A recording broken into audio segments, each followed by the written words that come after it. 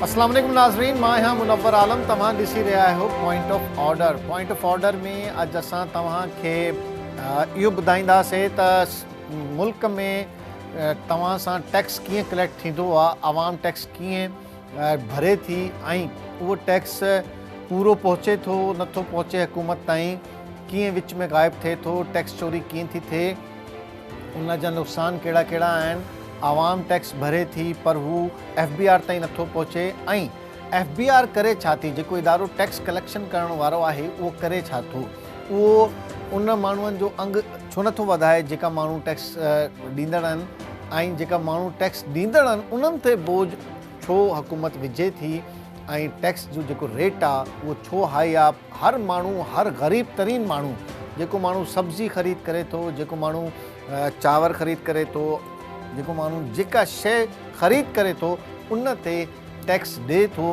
पर उहो टैक्स नथो पहुचे हुकूमत ताईं ऐं हुकूमत उन में ॾिसी रही आहे हिकिड़े इदारे जे तरफ़ां जंहिंजो नालो FBR आहे।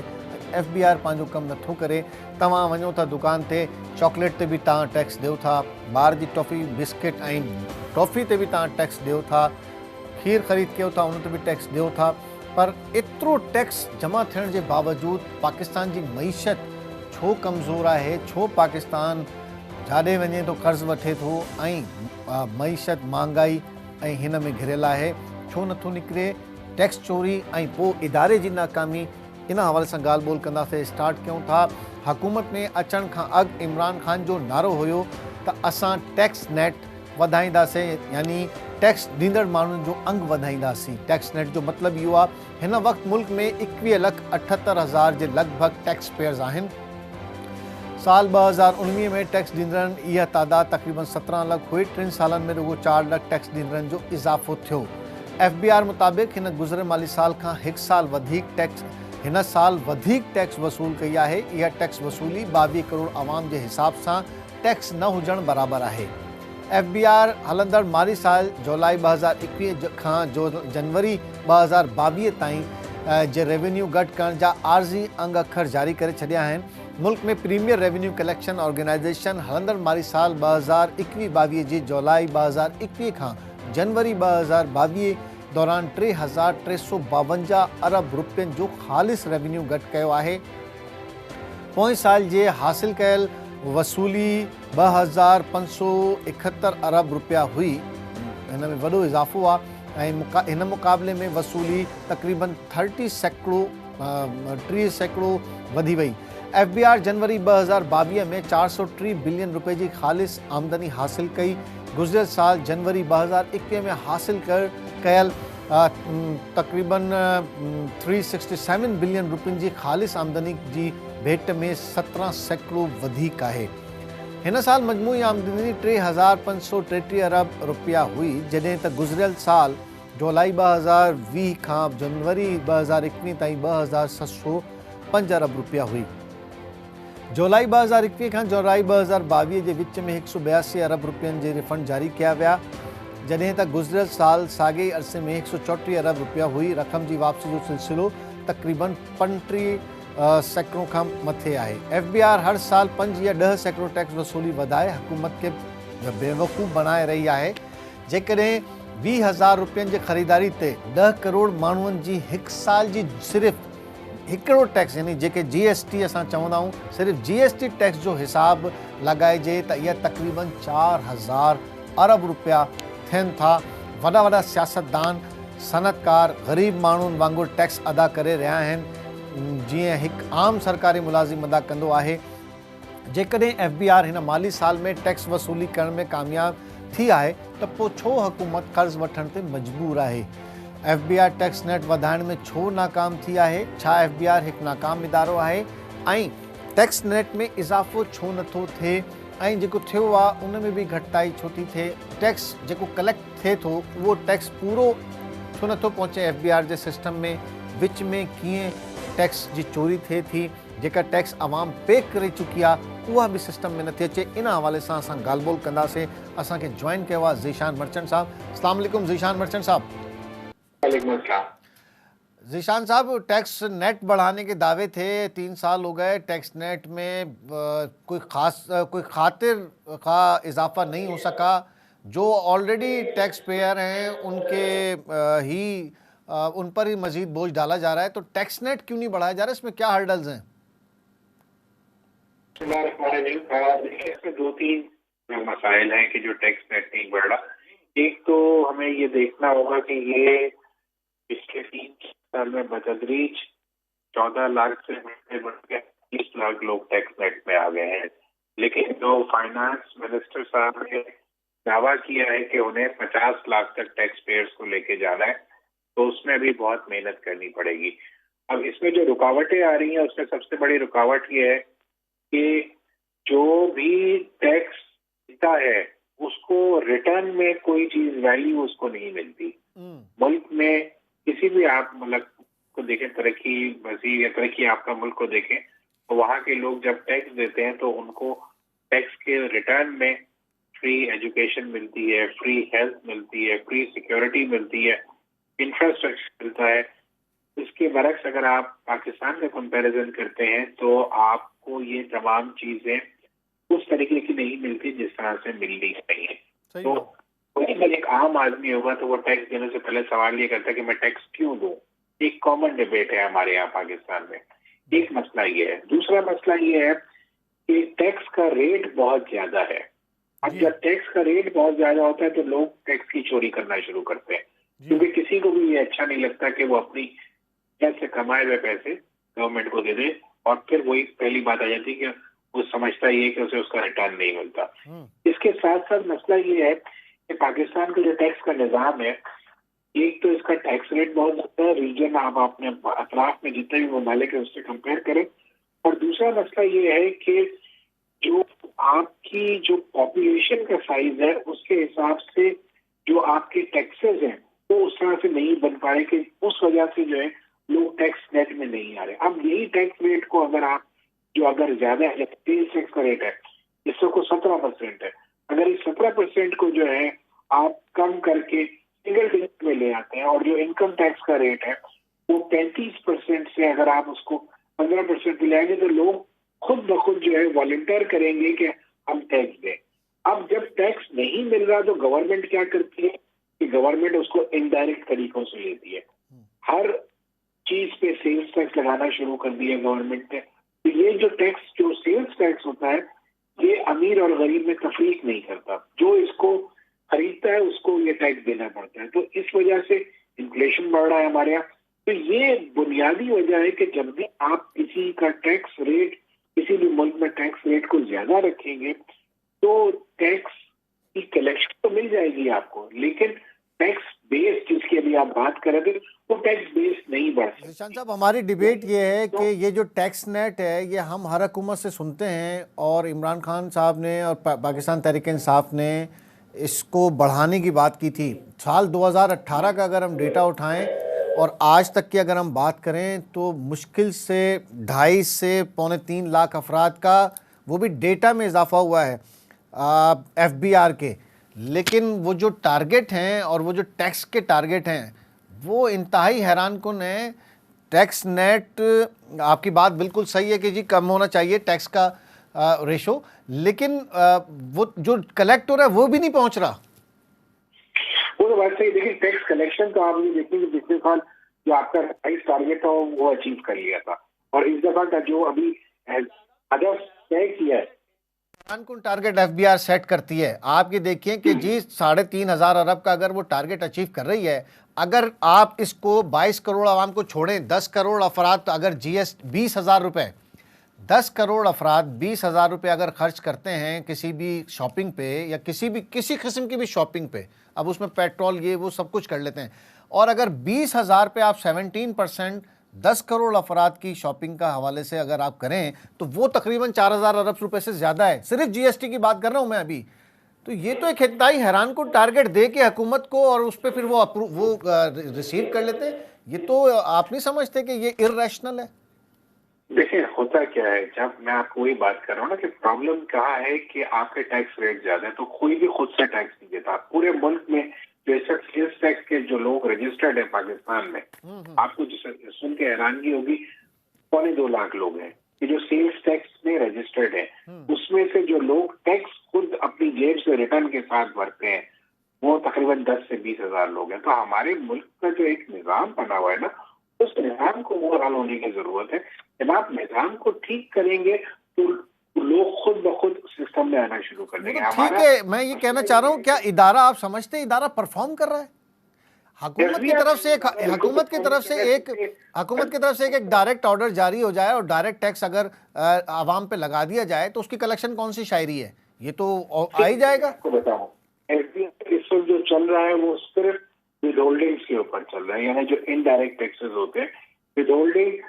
जो एक आम आदमी है, एक आम पाकिस्तानी है, वो टैक्स दूसरों से कलेक्ट करता है और वो एफबीआर की किटी में जमा कराता है। तो ये तो बहुत अच्छे से डिबेट हो रही है कि एफबीआर ऑन इट्स ओन जो उसका इन्फोर्समेंट है वो ठीक है। अब इन्फोर्समेंट को अगर ठीक किया जाए, आपके जो टैक्स बेस है वो बढ़ना शुरू होगा। इसका एक आपको एग्जाम्पल देता हूँ छोटा सा। इसका एग्जाम्पल ये है कि पहले सर्कल सिस्टम होता था एफबीआर में, तो जो एक अफसर होता था उसको पता होता था कि उसके इलाके में जो है कितने बिजनेसेस हैं और उन बिजनेसेस में से कितने लोगों ने रिटर्न भरा। लेकिन जब ये 2001 का ऑर्डिनेंस आया तो ये सेल्फ असेसमेंट स्कीम की बुनियाद पे आया और 2001 के बाद आहिस्ता आहिस्ता सर्कल सिस्टम को खत्म कर दिया और अल्फाबेट्स पे हम चले गए, अल्फाबेट सिस्टम पे। इसकी वजह से लोगों ने रिटर्न फाइल करना बंद कर दिए और उसका कोई प्रॉपर चेक नहीं हो सका क्योंकि आपने सर्कल सिस्टम को खत्म कर दिया था। तो ये खराबी शुरू हुई है आज से नहीं, आज से 22 साल 20 साल पहले से, कि आहिस्ता आहिस्ता आहिस्ता में चीजों को खत्म किया है।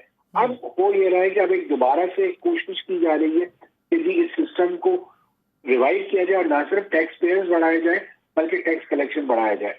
टैक्स कलेक्शन जहां तक इस दफा अभी हम नंबर्स देख रहे हैं वो बढ़ तो गया 30% से ज्यादा, लेकिन ये सारा का सारा इम्पोर्ट बेस जो है, इम्पोर्ट बेस्ड और डॉलर की बढ़ने की वजह से टैक्स कलेक्शन बढ़ रहा है। तो रियल टर्म बेसिस पे टैक्स कलेक्शन को जो है वो देखना पड़ेगा कि रियल टर्म पे या रियल सेंस में टैक्स कितना कलेक्ट हो रहा है। हम देख रहे हैं कि आजकल बेइंतहा ऑडिट के नोटिस आ रहे हैं। सवाल ये है कि एफबीआर से ये पूछना पड़ेगा कि ये जो ऑडिट बेइंतहा या जो बेशुमार ऑडिट कर रहे हैं 4-4 साल के 5-5 साल के एक टैक्स पेयर के, उससे टैक्स रेवेन्यू कितना हासिल हो रहा है और उनकी अपनी जेबों में कितना जा रहा है। क्योंकि जब तक ये सवाल नहीं किया जाएगा, जब तक करप्शन इस महकमे से या हर किसी महकमे से करप्शन को खत्म नहीं किया जाएगा, तब तक इस किस्म की परेशानियां हमें और आपको फेस करनी पड़ेगी।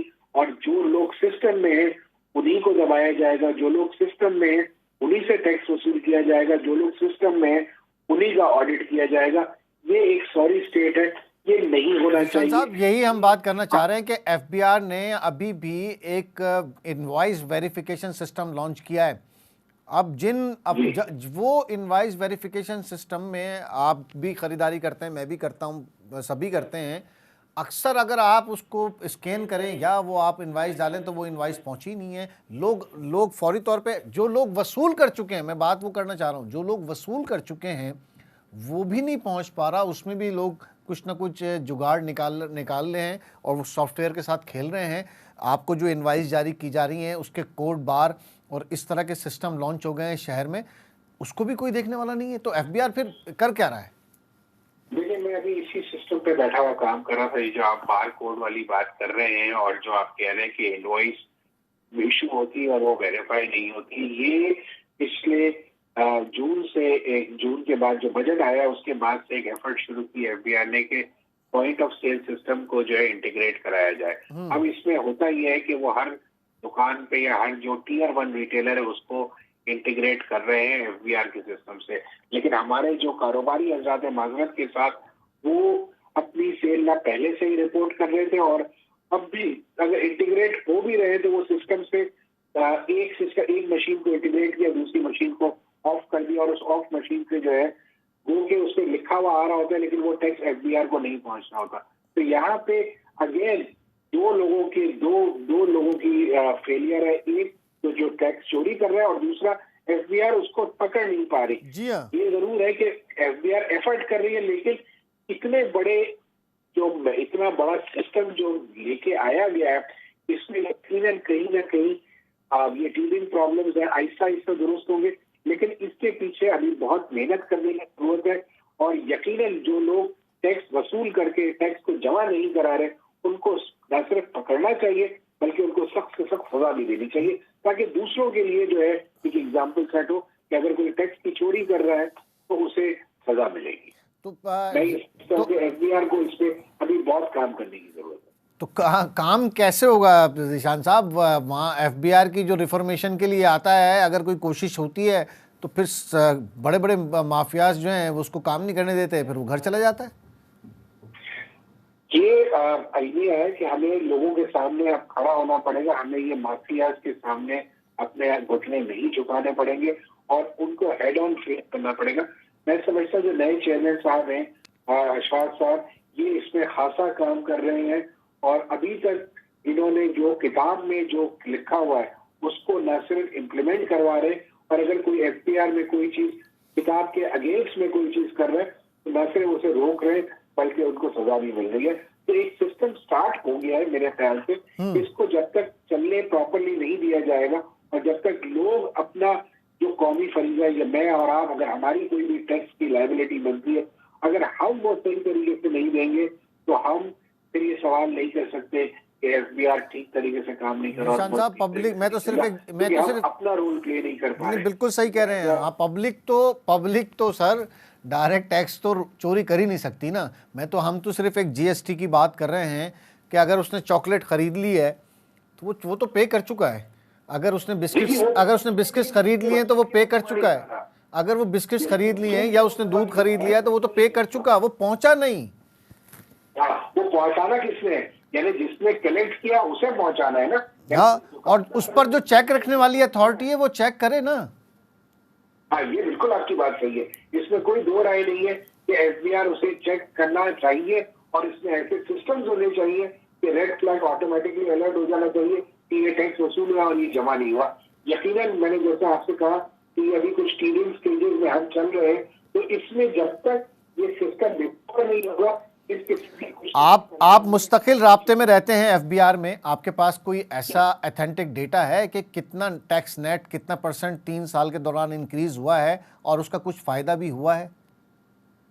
देखिए, यकीनन मैं आपको ये बता सकता हूँ कि जो रेवेन्यू कलेक्शन से हम एक बेस बना सकते हैं और दूसरा नंबर ऑफ टैक्स पेयर्स कितने बढ़े हैं। तो पिछले 3 साल में एक अच्छे नंबर ऑफ टैक्स पेयर्स यकीनन इनकम टैक्स में बढ़े हैं। 3,75,000 है सर जी। 3 लाख अपनी फिगर है एफबीआर की कि 3,75,000 अफराद का इजाफा हुआ है, यानी 18 लाख से अब 21 लाख समथिंग हो गए हैं। इस वक्त तो नहीं, पिछले साल तो 30 लाख लोगों ने रिटर्न जमा कराया और इस साल उस 30 लाख को सरपास कर चुके हैं। हाँ। तो 30 लाख से ज्यादा के टैक्स पेयर्स अभी मौजूद है जो सिस्टम में रिटर्न भर रहे हैं। पिछली दफा सर 18% का शॉर्टफॉल आया था, आपको पता है, रिटर्न भरवाने में 18% का शॉर्टफॉल था जी। इसके साल को कंपेयर कर रहे हैं हम 2018 से 2021 को कर रहे हैं। 2018 से 2021 को करेंगे तो 2018 से 2021 में यकीनन टैक्स पेयर्स बने, इसमें कोई दो राय नहीं है। और इसी तरीके से अगर आप 2018 से 2020 और 21 के रेवेन्यू का कंपैरिजन करेंगे तो वो भी बड़ा है। न सिर्फ एफबीआर ने अपना टारगेट अचीव किया बल्कि उसने सरपास किया, और 2021 का जो अभी तक मंथ टू मंथ हमारा टारगेट है उसको तकरीबन एफबीआर ने 30% से ज्यादा अचीव किया। तो जो टारगेट, रिवाइज टारगेट जो 6.1 ट्रिलियन का है, मैं समझता हूँ कि एफबीआर जिस तरह से चल रहा है तो 6.1 ट्रिलियन का टारगेट भी अचीव हो जाएगा। चले, हम बेहतर उम्मीद रखते हैं। ज़ीशान साहब बहुत शुक्रिया, thank you very much. Zeeshan Bachchan साहब असां सां ॻाल्हि ॿोल करे रहे हुयो ऐं ॿुधाए रहे हुयो त एफबीआर कमु करे रहियो आहे, पर अञा कोताहियूं मौजूदु आहिनि ऐं कोशिश इहा आहे त जेको माण्हू टैक्स कलेक्ट करे ऐं टैक्स आवाम जेका ॾेई चुकी आहे, मुख़्तलिफ़ सेक्टर्स में जेका आवाम टैक्स पे कंदी आहे, उहो पहुचे थो नथो पहुचे ऐं उनखे पहुचाइण जे लाइ एफबीआर खे सिस्टम स्ट्रॉन्ग करणो पवंदो। जेका तब्दीलियूं, जेके रिफॉर्म्स अचनि थियूं, उन सां एफबीआर मज़बूत थींदी, टैक्स कलेक्शन पंहिंजे मक़ाम ते पहुचे। हिते वठूं था हिकिड़ो शॉर्ट ब्रेक खां पोइ असां तव्हांखे ॿुधाईंदासीं त कीअं सेनेट में हुकूमत विन करे वई, अक्सरियत हुजण जे बावजूदु, अक्सरियत न हुजण जे बावजूदु ऑपोजिशन में कहिड़ा कहिड़ा माण्हू हुआ जेका ऑपोजिशन के धोखो ॾेई विया ऐं स्टेट बैंक जो बिल पास थी वियो। After a short break opposition ऐं हुकूमत हिक ॿिए खे मुख़्तलिफ़ मक़ामनि ते शिकस्त ॾींदा आहिनि। उन में कहिड़ी लॉबिंग थींदी आहे, उन में कीअं सियासत थींदी आहे, कीअं हिक ॿिए जी शयुनि खे क्रिटिसाइज़ कबो आहे ऐं पोइ कीअं पार्लियामेंट में जेका शइ हूंदी आहे ख़ासि तौर ते मुख़्तलिफ़ करारदादूं, मुख़्तलिफ़ बिल ऐं अहिड़ी क़ानून साज़ी जंहिंमें हुकूमत क़ानून साज़ी कंदी आहे ऐं अपोजिशन उन जी मुखालफ़त कंदी आहे, उन में कीअं हेर फेर थींदो आहे। इहो ई हिकिड़ो इम्पॉर्टेंट वाक़ियो पेश आयो आहे सेनेट में, जिथे अपोजिशन अक्सरियत में हुई पर पोइ बि हुकूमत पंहिंजो बिल मंज़ूर कराए वई। इन में कहिड़ी साज़िश हुई, कंहिं साज़िश कई, कहिड़ी पार्टी ज़िम्मेवार आहे, केरु केरु माण्हू हिन में ज़िम्मेवार करार ॾियनि था, अपोजिशन वारा ऐं हुकूमत वारा, उन्हनि कीअं इहो सॼो गेम प्लान कयो ऐं हिन में किथे कंहिं ते शक आहे त कंहिं हिन में ॾिच कयो। इन हवाले सां ॻाल्हि ॿोल कंदासीं। हिकिड़ो इंतिहाई अहम वाक़ियो सेनेट में पेश आयो। अपोजिशन हिकु दफ़ो ॿीहर सेनेट में अक्सरियत हुजण बावजूदि नाकाम थी वई। सेनेट में स्टेट बैंक तरमीमी बिल मंज़ूर, बिल जे हक़ में 43, मुखालफ़त में 42 वोट पिया। मुखालिफ़ धुर जा 8 सेनेटर यानी अपोजिशन जा 8 सेनेटर गैर हाज़िर थी विया। बिल पास थियण वक़्तु अपोजिशन लीडर यूसुफ रज़ा गिलानी समेत 8 ऐं हुकूमत जा 4 मेंबर ऐवान मां गैर हाज़िर रहिया। जुमे ॾींहुं हुकूमत सेनेट जे एजेंडा में शामिल हुअण बावजूदि मेंबरनि जी घटिताई सबबि स्टेट बैंक तरमीमी बिल पेश करण खां इनकार करे छॾियो। नाणे वारे वज़ीर शौकत तरीन स्टेट बैंक तरमीमी बिल 2022 अचानक पेश कयो ऐं बिल ते वोटिंग थियण वक़्तु बिल जे हक़ में 42 ऐं मुखालफ़त में 42 वोट पिया, जॾहिं त चेयरमैन सेनेट बिल जे हक़ में वोट ॾिनो ऐं बिल जे हक़ में ईअं 43 वोट थी विया। माना सेनेट चेयरमैन हुकूमत जी तरफ़ वोट ॾिनो ऐं बिल पास कराए विया। हुकूमत वारा मुखालिफ़ धुर शदीद एहतजाज कंदे बिल जूं कापियूं फाड़े छॾियूं। अपोजिशन मेंबर सेनेट चेयरमैन ते तासुब जो इल्ज़ाम हयो। हुकूमत पाकिस्तान खे IMF जी ग़ुलाम बणाए छॾियो आहे। सेनेटर मुसद्दिक़ मलिक जंहिं तालुक़ नून लीग सां आहे, उन चयो हुकूमत पंहिंजो सभ खां अहम बिल आणण में शिकस्त खाई वई ऐं एजेंडा जे तहत बिल पेश करणु घुरिजे हा। सेनेटर श्री रहमान जो ई चवणु हुयो हुकूमत खे मञणु घुरिजे त हू हाराए विया आहिनि। मौलाना अब्दुल गफूर हैदरी अॻूणे वज़ीर आज़म ऐं पीपल्स पार्टी जे सीनियर अॻवान यूसुफ रज़ा गिलानी सेनेट में अपोजिशन मुखालिफ़ धुर जो अपोजिशन लीडर आहे, मुखालिफ़ धुर जो अॻवान जे उहिदे तां इस्तीफ़ा ॾियण जो ऐलान कयो। ॿिए ॾींहुं ते उन तक़रीर कई ऐं इस्तीफ़ा पार्टी क़यादत खे मोकिले बि ॾिनी। यूसुफ रज़ा गिलानी जे तनक़ीद जे जवाबु ॾींदे सादिक़ सजनाणी चयो त गैर जानिबदार रहो, मूंखे वधीक सबक़ न सेखारियो। मां यूसुफ रज़ा गिलानी जो गैर हाज़िर ते शुक्रगुज़ार आहियां। बराबरि हुजण ते चेयरमैन सेनेट वधी सघे थो, शहज़ाद वसीम इहो चयो ऐं यूसुफ रज़ा गिलानी जो त इस्तीफ़ो बिलावल भुट्टो ज़रदारी रद्द करे छॾियो आहे, मुस्तरद करे छॾियो आहे, पर पाकिस्तान पीपल्स पार्टी हिन स्टेट बैंक बिल खे अदालत में चैलेंज करण जो बि चयो आहे। हिन खां पहिरीं बि पाकिस्तान पीपल्स पार्टी मुख़्तलिफ़ तरमीमुनि खे ऐं मुख़्तलिफ़ जेका बिल पास कराया हुकूमत ऐं मुख़्तलिफ़ तरमीमूं हुयूं उन्हनि खे अदालत में चैलेंज करण जे लाइ पहिरें बि चई चुकी आहे, पर अञा ताईं को फ़ैसिलो इन में न थियो आहे। सेनेट में ॿिए ॾींहं ते छा गर्मा गर्मी थी। शाह महमूद कुरैशी यूसुफ रज़ा गिलानी ते कहिड़ा इल्ज़ाम हया ऐं यूसुफ रज़ा गिलानी इस्तीफ़ो छो ॾिनो। पहिरें असां ॿुधूं था त शाह महमूद कुरैशी कहिड़ा इल्ज़ाम हया यूसुफ रज़ा गिलानी जेको अपोजिशन लीडर आहे सेनेट में उन ते, उन खां पोइ अॻिते वधूं था। किस तरह सेनेटर मुंतखब हुए, वोटों को खरीद कर इनकी वीडियोस, इनके साहबजादे की वीडियोस पूरे मीडिया में चलती रही है कि ये बोली लगाते रहे हैं। अक्सरियत इनके पास नहीं, अक्सरियत नून की है और ये जनाब कायदे हिज़्ब खिलाफ बन जाते हैं। नून के साथ तब भी हाथ हुआ, नून के साथ जुमे को भी हाथ हुआ और नून के साथ आइंदा भी हाथ होने वाला है। इन्होंने कहा था मैं लीडर ऑफ द ऑपोजिशन नहीं बनना चाहता, झूठ बोला था। ये रहेंगे, ये इस्तीफा वापस लेंगे। ये हाथी के दांत दिखाने के और हैं, चबाने के और हैं। I am saying members of the Senate, the leader of the opposition is a compromised leader.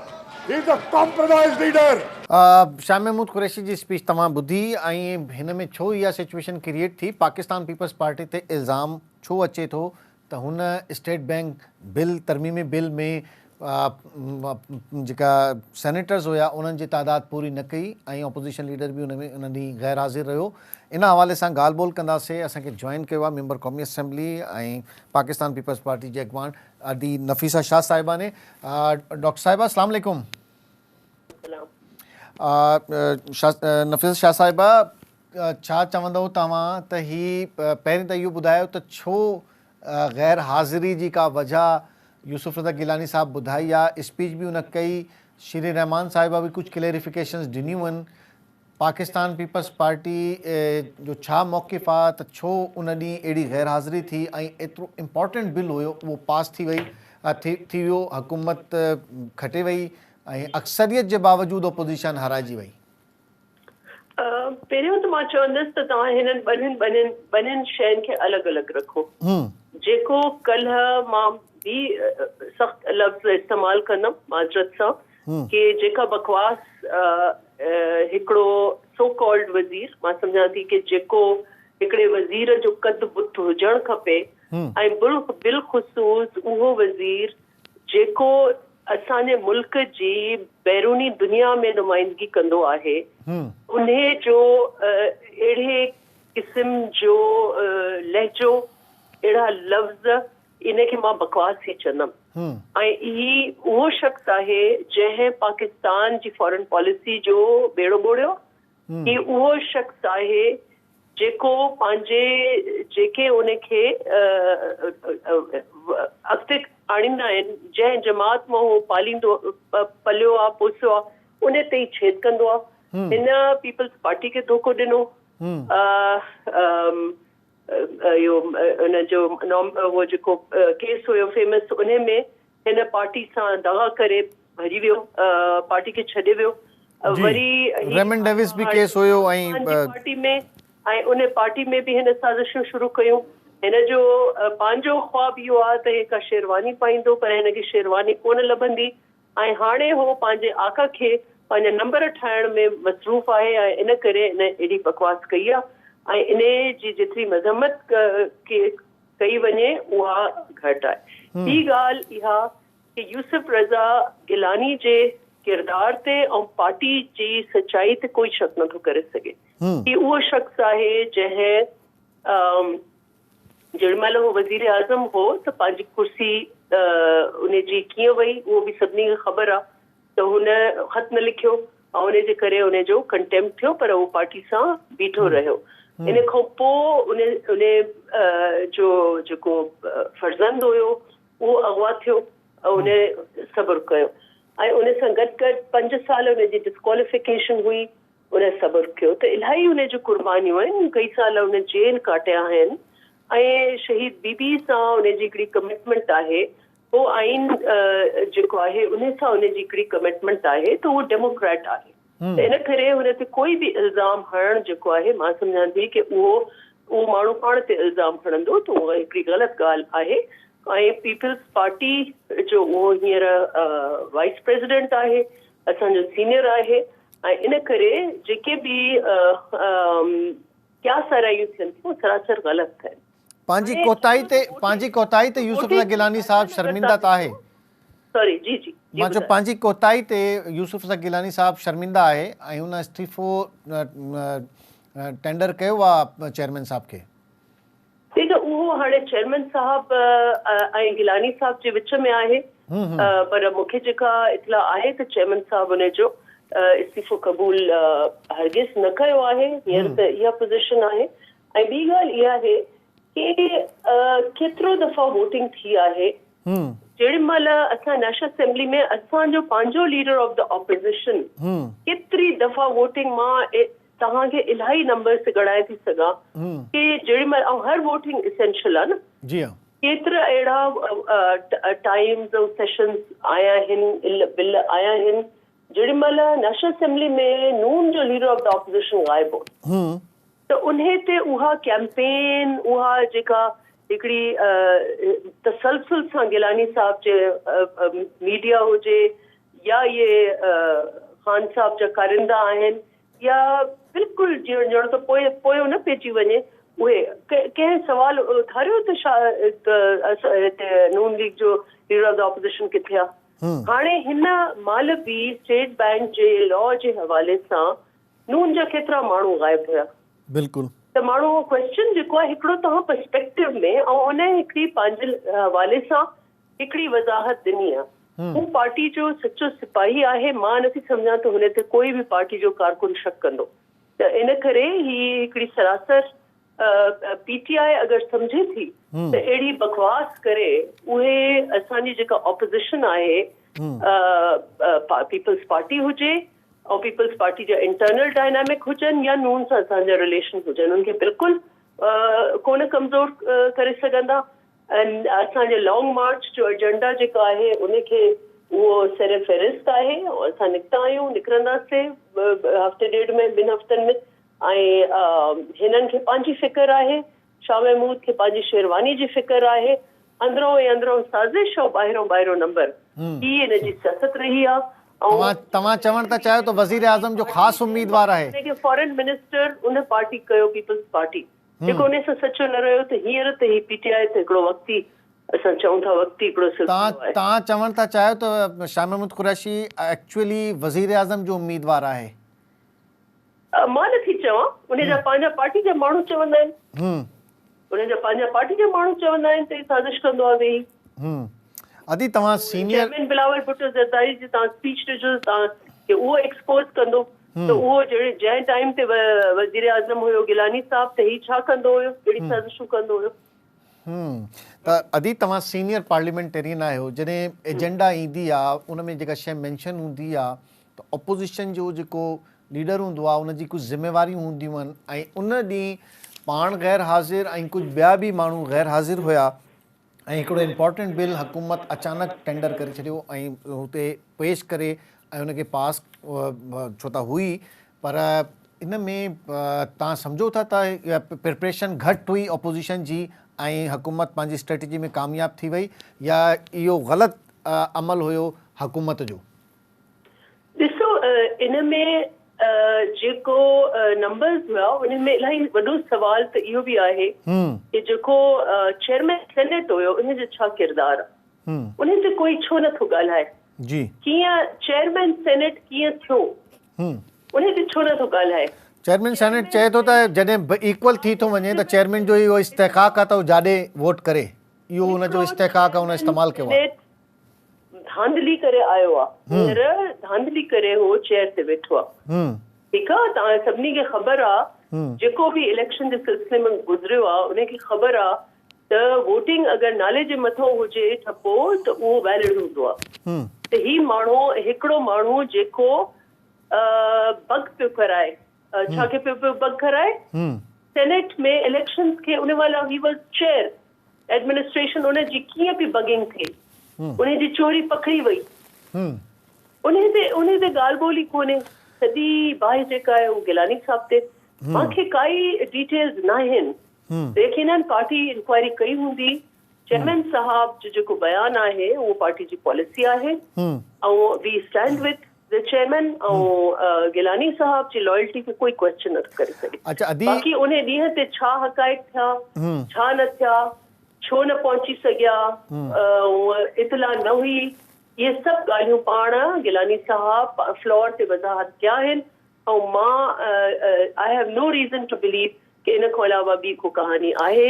मां सम्झां थी जेका उन ॻाल्हि चई आहे that is enough that is the statement. Parliament में तव्हां ईअं कॾहिं कानून साज़ी ॾिठी आहे जीअं तेज़ी सां इहा कानून साज़ी थी रही आहे हिकु ॾींहं में 22 टीह बिल हुकूमत पेश करे पास कराए थी ईअं तव्हां कॾहिं ॾिठो आहे? इहो हैरान कुन न आहे पाकिस्तान जी पार्लिमानी सियासत में? ॾिसो मां त बार बार चयो आहे त पार्लियामेंट खे इलाही कमज़ोर कयो वियो आहे इन करे असां चऊं था कि हीअ हाइब्रिड हुकूमत आहे हीअ हक़ीक़ी जमहूरी हुकूमत न आहे हीअ हाइब्रिड हुकूमत आहे। पाण इमरान ख़ान जेको आहे उहो पार्लियामेंट खां भॻल आहे पार्लियामेंट खां मफ़रूर आहे पार्लियामेंट उनखे ॻोल्हे पई त हे अचे त पोइ असां जेको असांखे इंशाल्लाह असांजी लॉन्ग मार्च में ज़रूर कुछ न कुछ रिज़ल्ट निकिरंदो, असांखे त उम्मीद आहे। लेकिन ही माण्हू ख़ुदि वज़ीर आज़म पार्लियामेंट खां मफ़रूर आहे, सभिनी खां वॾो सवाल त उन ते। ऐं इन करे पार्लियामेंट जेॾीमहिल वज़ीर आज़म ऐं हुकूमत ऐं वज़ीर मफ़रूर हुजनि त उहा पार्लियामेंट पंहिंजो कोरम बि न पूरो कंदी आहे। उहा पार्लियामेंट जेका आहे न कानून साज़ी करे थी सघे, ऐं पोइ वरी हिकु ॾींहुं अची कानून पंहिंजा मेंबर फोन कॉल्स जे ज़रिए घुराए ऐं पोइ हे पंहिंजा नंबर पूरा कंदा आहिनि, ज़बरदस्ती लेजिस्लेशन करे ऐं लेजिस्लेशन जो हे जुमा बाज़ार लॻाईंदा आहिनि। जीअं त हाणे विजड़ाई में हिननि जॉइंट सेशन में केॾा कानून पास कराया, अनप्रेसिडेंटेड आहे। तव्हां उन्हनि खे अदालत में चैलेंज करण जे लाइ बि चयो हुयो, पर उहो विच में ई रहिजी वई ॻाल्हि। उहा अञा ताईं को अदालत न वियो आहे अपोजिशन में। अपोजिशन वाज़े तौर ते उन ॾींहुं चयो हुयो न सिर्फ़ु इहो जेको ओवरसीज़ वारो मैटर हुयो ऐं जेका कानून साज़ी मुख़्तलिफ़ थियूं उन्हनि खे चैलेंज करण जो अपोजिशन ऐलान कयो हुयो। अञा ताईं असां न ॾिठो आहे त तव्हां अदालत विया उन में। हाँ बाबा, हाणे अदालती असांजी टीम आहे, ज़रूर कंसल्टेशन हलंदा हूंदा। ही टेक्निकल पॉइंट्स आहिनि, हिन में असांखे लीगल पॉइंट्स बि खपनि। हिननि में जुरिस्डिक्शन जा इशूज़ हूंदा आहिनि कि आया जुरिस्डिक्शन आहे न आहे। ऐं हींअर जेसिताईं सेनेट जो मामिलो आहे उन में त तव्हांखे ख़बर आहे गिलानी साहब ऐं पार्टी जेका आहे उहा पाण वई आहे कोर्ट में। हे जेको प्रेज़ेंट चेयरमैन सेनेट आहे इन जे ख़िलाफ़ त ऐं पाण हिननि जा पंहिंजा असांजो डेप्यूटी चेयरमैन जेको स्टे ऑर्डर ते वेठो आहे। तो अदालत में मरहले वञण जो हिकिड़ो टेक्निकल इहो आहे इशू, ऐं इन ते आई एम श्योर कि असांजी लीगल टीम्स वेठियूं आहिनि ऐं वक़्त थियण ते फ़ैसिलो कंदा त कहिड़े कहिड़े इशूज़ कोर्ट में उथारणो। Thank you very much. Doctor Nafisa Shah साहिबा असांखे जॉइन कयो हुयो। वाज़े तौर ते हुन चयो त यूसुफ रज़ा गिलानी जी वफ़ादारी ते को शक कोन्हे पाकिस्तान पीपल्स पार्टी खे, ऐं जेको चेयरमैन बिलावल भुट्टो ज़रदारी खे इस्तीफ़ो मोकिलियो हुयो यूसुफ रज़ा गिलानी उहो रद्द थी वियो आहे। चेयरमैन उनखे मुस्तरद करे छॾियो आहे। ज़रूरु हिन हवाले सां इंक्वायरी ज़रूरु थींदी त कीअं प्रिपरेशन न हुई अपोजिशन जी ऐं सेनेट में कीअं शिकस्त खाई वई अपोजिशन। ज़रूरु हिन हवाले सां ॻाल्हि ॿोल बि थींदी। ऐं जीअं वज़ीर ख़ारजा शाह महमूद कुरैशी जी स्पीच आहे उहा सेनेट ऐं पार्लियामेंट जी जेका लैंग्वेज आहे ज़बान आहे उन जे बि ख़िलाफ़ु आहे, उहा इन में नथी अचे। अॼु जो प्रोग्राम इते पुॼाणी ते पहुतो। इंशाल्लाह सुभाणे तव्हांखे मुख़्तलिफ़ टॉपिक सां अवामी मसइलनि सां पॉइंट ऑफ ऑर्डर पेश कंदासीं। सुभाणे इंशाल्लाह पेश कंदासीं। ख़ुदा हाफ़िज़।